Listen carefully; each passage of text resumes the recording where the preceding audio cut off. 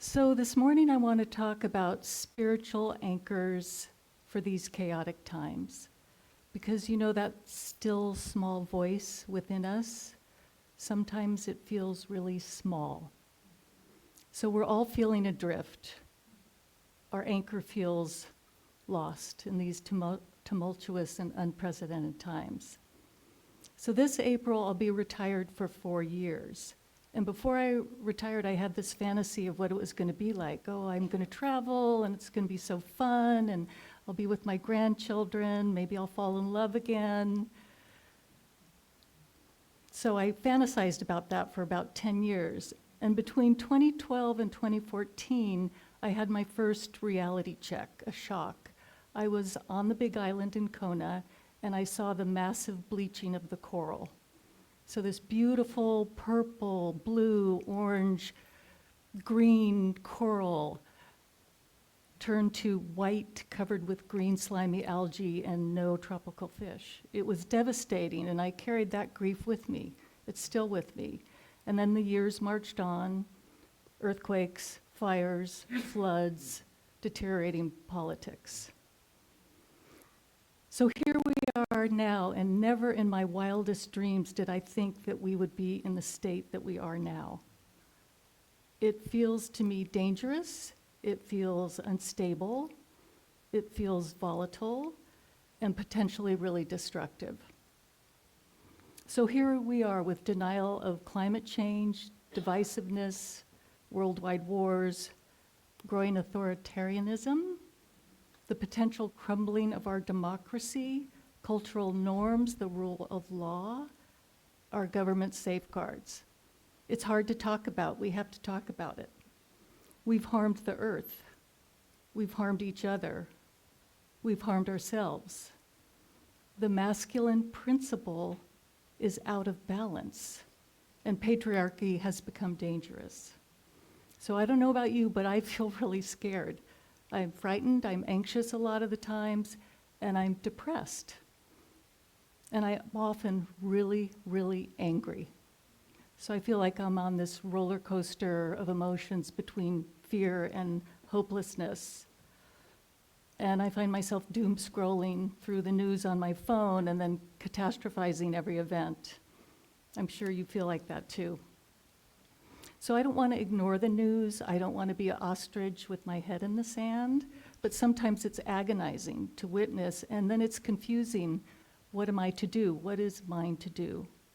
So the question I'm asking myself, Reverend Jay and the practitioners are asking ourselves, is how do we stay spiritually anchored, exercise our spiritual stamina and resilience, get rid of all that chaotic noise, so the still small voice, the guidance of the divine, is clearly heard and expressed through us.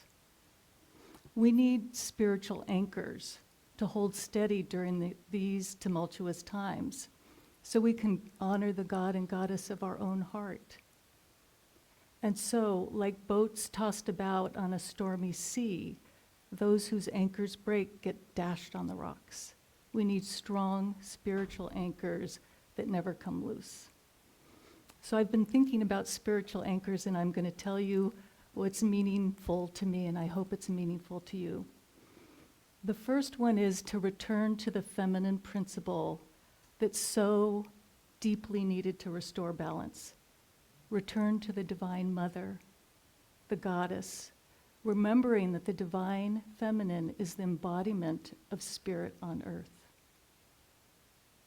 The gift of creation is this beautiful planet, our earth, our mother Gaia, our home.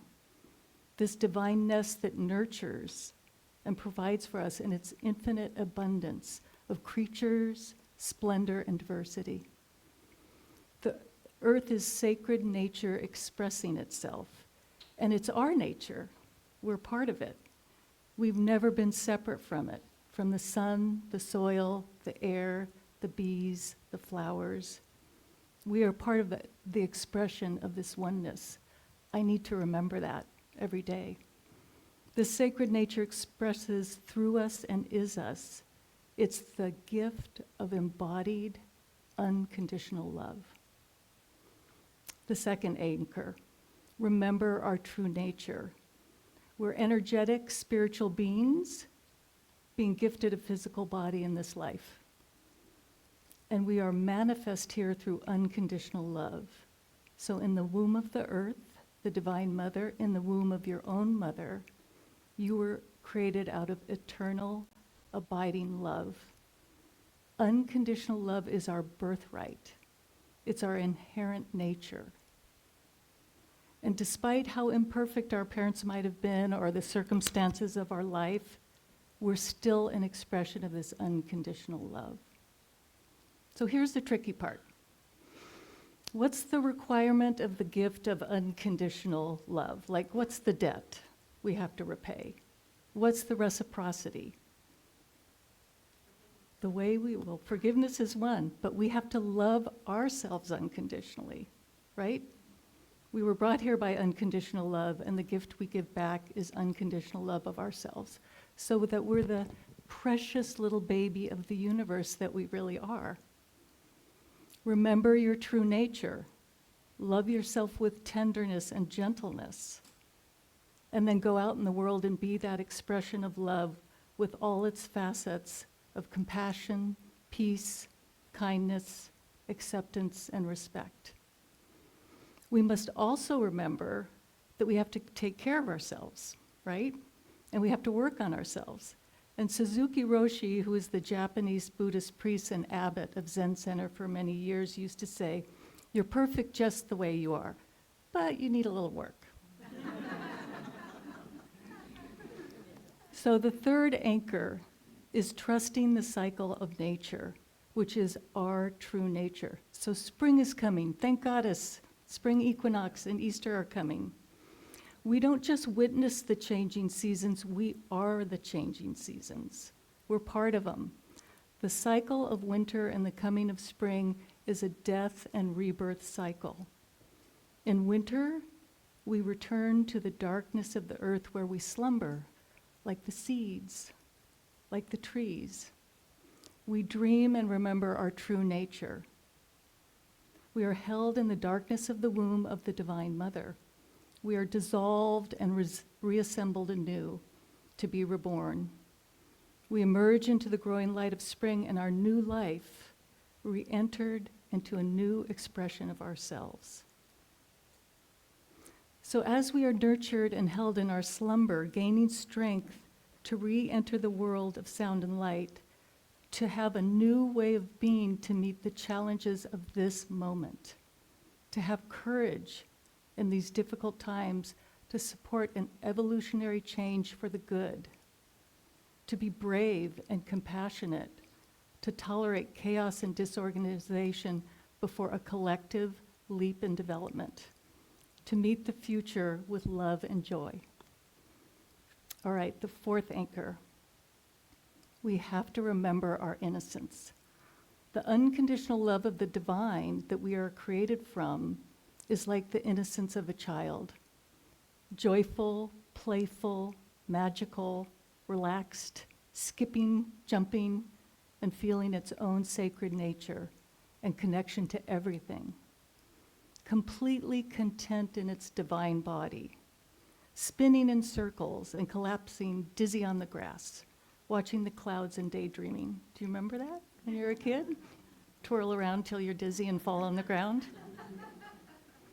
So innocence is sacred and allows us to see the world with fresh eyes. It dissolves the separation we feel with each other and the earth, renews our creativity and the infinite possibilities of the universe. So last week I had a Traeger method massage. I don't know if any of you have ever had one of those, but it's really interesting. They sort of push you and swing you and tap you.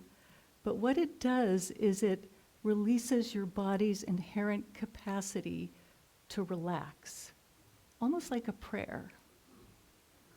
So after I had that massage, I felt like a kid again. It was amazing. I felt all this joy and happiness re-entering my body. So this is such an immense relief because all of us have a ton of muscle tension. We're stressed. We feel heavy. There's all this over-seriousness.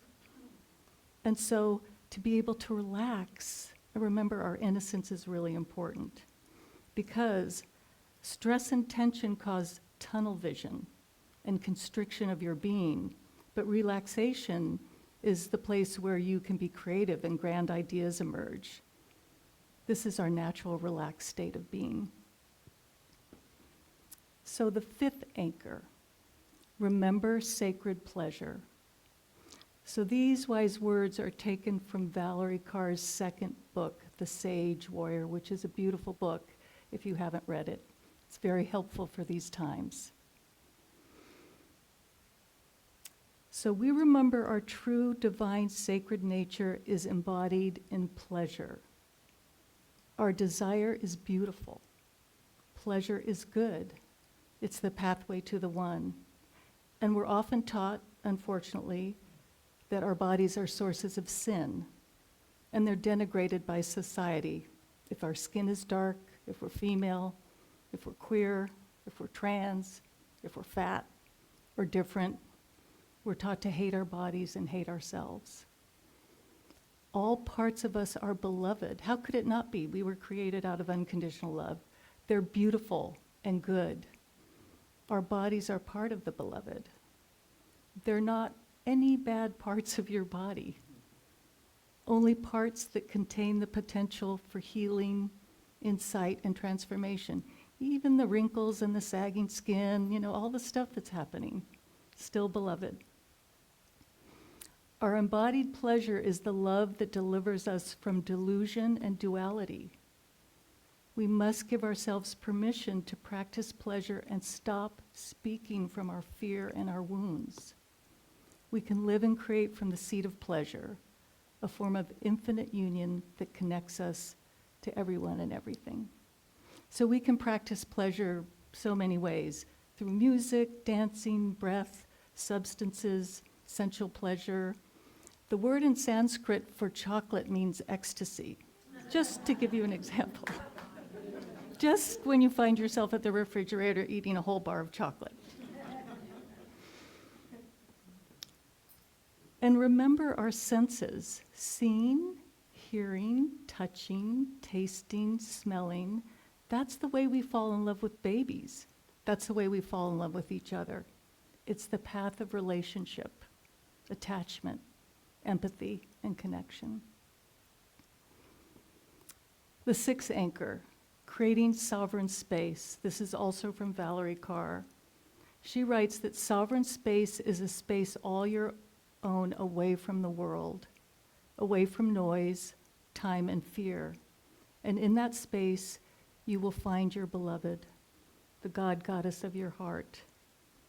We know there is no space anywhere that isn't sacred, but we can also demarcate space to connect to the sacred and unconditional love, a place of refuge to respond to what's happening from our deepest wisdom and best selves.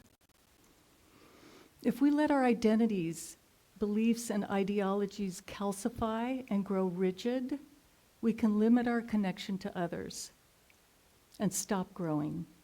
In our sovereign space, we can rest, experience pleasure, wonder, magic, beauty, serenity, and our true wisdom. When we ask, how can I stay on this earth in my body when the world is on fire? We can find respite from the world of cruelty, chaos, and violence in the sovereign space within us. It is a space to gather courage and freedom and cannot be defined by oppression or subjugation. This space allows us to honor the truth of suffering but not be defined by it. We can create the most loving place imagined inside of us, a refuge that offers us energy to have courage for our lives, to get up every morning. The seventh anchor, understanding fear and self-regulation. We know that when we're afraid, nervous, anxious, and in pain, that we have activated our stress response system. And that response of fight or flight or freeze is adaptive, right? It's evolutionary. It's there to protect us. And neurobiologically, We are then in our limbic brain system, which is reactive, aggressive, impulsive, volatile, prone to violence, lacks empathy, and higher cortical problem solving and restraint. So during these trying times, we reside in that part of our brain much of the time. And the news cycle we're digesting makes us stay in our lizard brain. And that can be really hard. So this makes us vulnerable to anger, divisiveness, scapegoating, separation from others, being radicalized to ideologies, an increasing lack of empathy. Lack of empathy is really dangerous. When you lack empathy and curiosity and concern for others, it allows us to justify and do harmful things, like deporting immigrants to Guantanamo Bay. So our regular and repeated spiritual practices such as breathing, meditation, walking, being in nature can calm down our stress response system and help us relax and self-regulate. We can then return to that calm, present state where we connect to oneness, unconditional love, and our true nature. Separation dissolves. Sometimes it may only need to be a few breaths to bring us back to the center so we can move through life with compassion and calm. In this state, we could use our higher cortical brain, problem-solving skills, and decision-making to decide how to be spiritually and civically engaged and guide us to know what is ours to do. So the eighth anchor, forgiveness. There is no perfect place to stand where we can pretend that we haven't participated in the mess we're in, whether by word, thought, or deed, intentionally or unintentionally. We have all hurt another person, creature, ourselves, or the earth. We may have unconsciously benefited from privilege, participated in a culture that subjugates others, continued to use plastic or drive our fossil-fueled cars, or denigrated or hated our opponents. This is not about blame. We're all good people and we're trying our best. But we all have shadows and sometimes dark thoughts, feelings, and intentions. We know we are all connected and part of the same divine source and made out of the same divine stuff. We are all born from unconditional love and deserve to be here, even those we may hate and consider enemies. It feels essential to practice forgiveness for ourselves, all others, and our beautiful earth, to admit our sins, the error in our ways, and ask for forgiveness, and to forgive others who have trespassed against us. This is the path to heal and transform the past and create a new space for peace and a world that works for everyone. In Buddhism, there is a practice they do on every full moon that Buddhists chant 3 times. All my ancient twisted karma, from beginningless greed, hate, and delusion, born through body, speech, and mind, I now fully avow. This is the acknowledgement that we are human, imperfect, make mistakes, and can cause harm to ourselves and others. In practicing forgiveness, we create a world of compassion where there are no longer internal or external strangers, opponents, or enemies, where we see no strangers and say, you are part of me I do not yet know. The 9th anchor, prayer. In our philosophy, we practice affirmative prayer, and the practitioners, Reverend Jay, Reverend Georgia, all of us are the healing arm of the church. We are passionately committed to our sacred responsibility. It's a high honor to pray, and I have to say, we're really good at it. We're really good at it. When I was young, I dutifully and earnestly said my prayers before bed. Now I lay me down to sleep. It's kind of an intense prayer for a kid, right? And the Lord's Prayer, which is beautiful. And then as a teenager, I left the Episcopal Church, and for a while I thought prayer was just trivial. It's like bargaining for permission from the Father. But later, when I became a practitioner, I realized how powerful prayer is. It is profound work in consciousness. In infinite consciousness, all there is, what Buddhists call that creative, pregnant formlessness. Everything is possible and can manifest in form. Prayer is knowing the truth for someone or something and declaring it in consciousness, calling it into manifestation, into form. The practitioner can know this for someone even when they do not know it for themselves, and is a conduit for spirit, for the divine channeling through them. Prayer is beautiful and reciprocal. Both the person prayed for and the person praying benefit and are healed. In infinite consciousness, the world we yearn for, the world we desire, already exists. A world and nation of peace, unity, love, and a healed and restored earth.